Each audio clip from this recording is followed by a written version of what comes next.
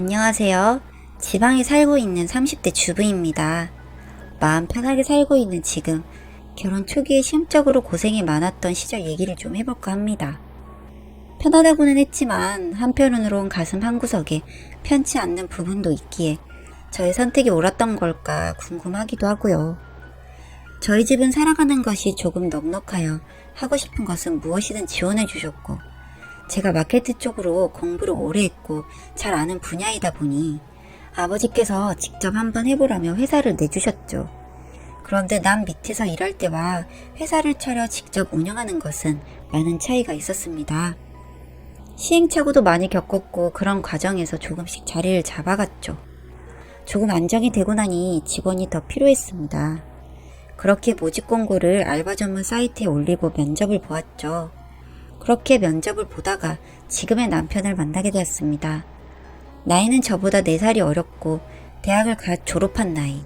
컴퓨터를 전공했고 면접에 임할 때 뭔가 성실해 보이는 답변과 모습에 합격을 시켰죠. 제 사람 보는 눈이 틀리지 않았다는 걸 증명하듯 정말 열심히 일해주었습니다.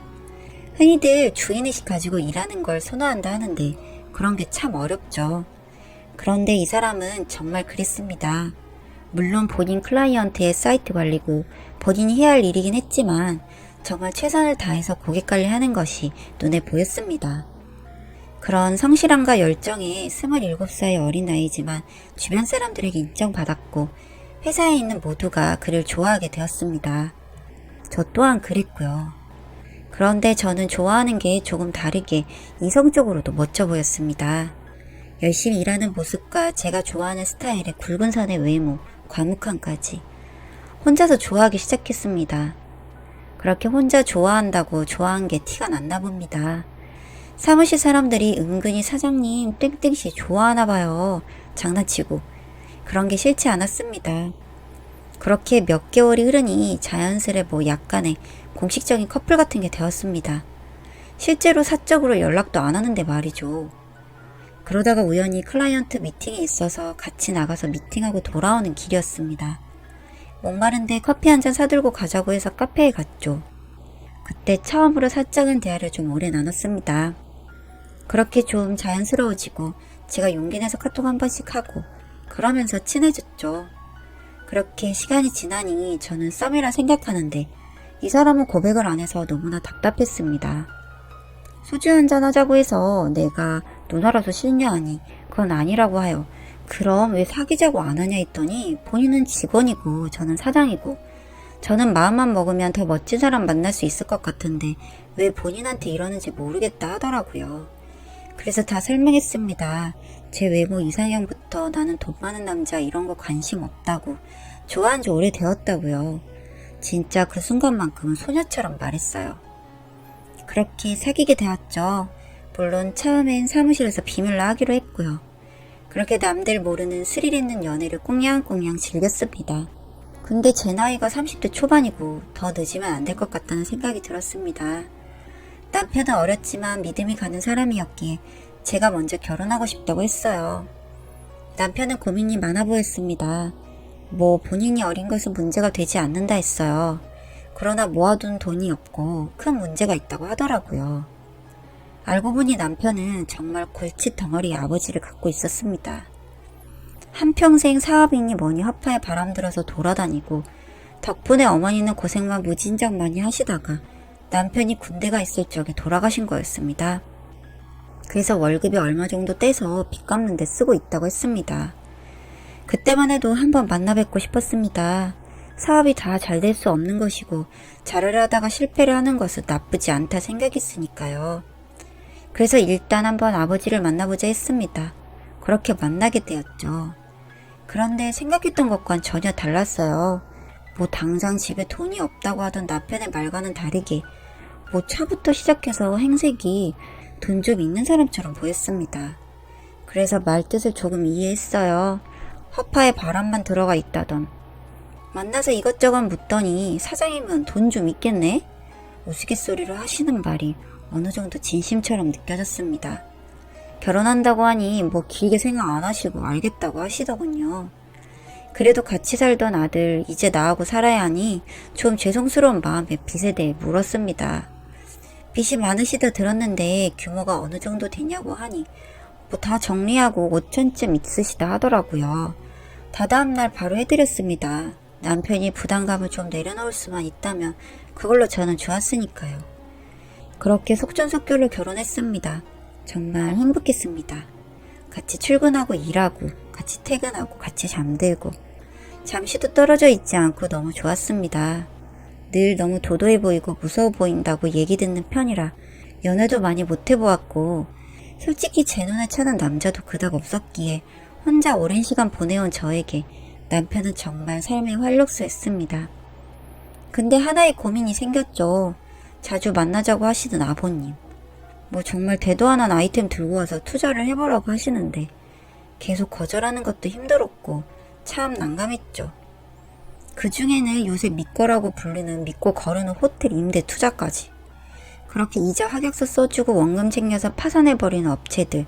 조금만 시사 경제만 밝아도 뻔히 아는 그 수법에 정말 획기적인 아이템이라며 저한테 투자 권유까지 했습니다. 이런 거 다 사기라고 설명을 드려도 세상 속고만 살았나 신문에서 나오는 건데 어떻게 사기냐며 그리고 이런 게 다 사기면 왜 이렇게 광고하고 하느냐고 사기도 있지만 이건 진짜 많이 알아본 거다 등등 듣기도 싫은 말을 듣고 앉아 있어야 할 일이 많았죠. 그러던 어느 날 투자고 사업이고 이제 조금 내려놓고 동네에 조그맣게 가게 하고 싶다면서 좀 도와달라 하시더군요. 그걸 또 바보처럼 제가 믿어버렸죠. 노후도 있으시니 어차피 도와드리는 거 하고 싶은 거 하게 해드리자 싶어서요. 그래서 또 6천만 원을 해드렸어요. 뭐 백종원 골목식당 보시고 하고 싶은 것이 있다며 그냥 알아서 하시라고 했어요. 지쳐서요. 제가 돈을 쌓아놓고 사는 것은 아니지만 그래도 그 돈 없다고 죽는 것은 아니니 도와드렸습니다. 그런데 며칠 뒤에 또 전화가 왔습니다. 나와보라고요. 남편은 정말 저한테 너무 미안했습니다. 그러나 이런 거 처음에 알고 결혼했기에 근데 그냥 짧게 끝날 줄 알았던 이런 것들이 남편이 평생 시달려왔던 저에게 또 시작들을 하고 있었습니다.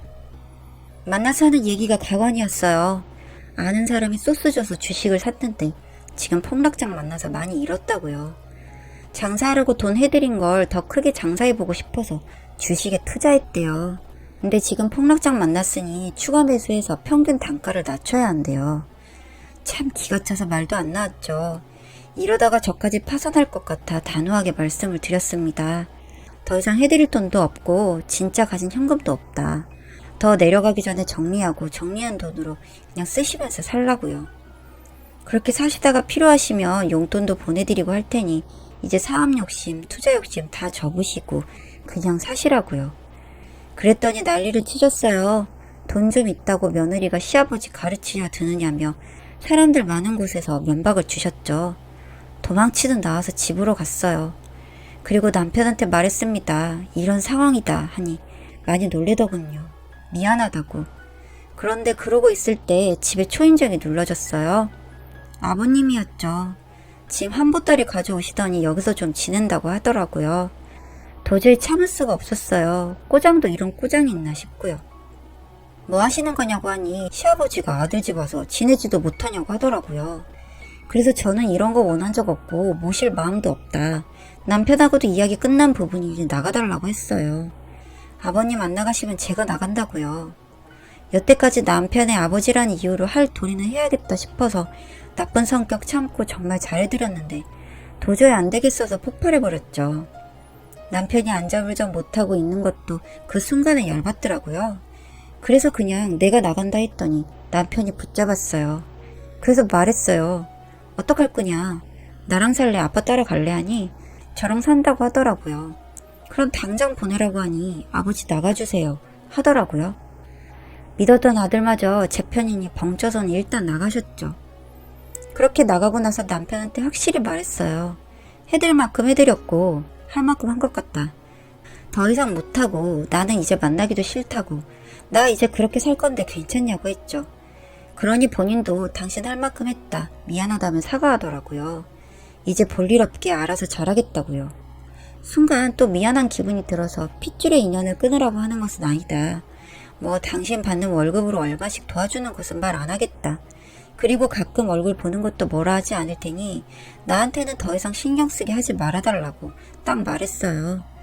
그러니 남편은 알겠다고 했고요. 그 후로는 아직 본 적이 없습니다. 남편은 제가 싫어하는 것을 아니 말을 아끼고요. 제가 궁금해져서 물으니 본인한테 돈 좀 달라고 해서 마지막으로 있는 돈 다 털어드리고 인연 끊자고 말했대요. 그렇게 해주면 돈 준다고요. 그랬더니 돈 받고 사라졌답니다. 참 돈이 뭔지.